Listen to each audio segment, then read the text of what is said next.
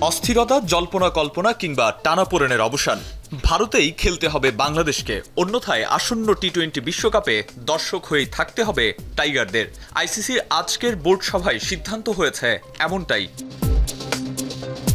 অনিশ্চয়তা আর পেন্ডুলামের মতো ঝুলন্ত অবস্থায় থাকা বাংলাদেশের বিশ্বকাপ ভাগ্য নির্ধারণ করতে বুধবার বিকেল 4:30টায় বৈঠকে বসে আইসিসি, যেখানে আইসিসির সব পূর্ণাঙ্গ দেশ উপস্থিত ছিল। তবে ভেন্যু পরিবর্তনের ইস্যুতে অনুষ্ঠিত ভোটাভুটিতে হেরে যায় বাংলাদেশ। ফলে সাফ জানিয়ে দেওয়া হয় ভেন্যু পরিবর্তনের নানা জল্পনা কল্পনার ইতি। বিশ্বকাপ খেলতে ভারতেই যেতে হবে টাইগারদের। আর এই সিদ্ধান্ত বাংলাদেশ সরকারকে জানিয়ে দেওয়ার অনুরোধও করেছে আইসিসি।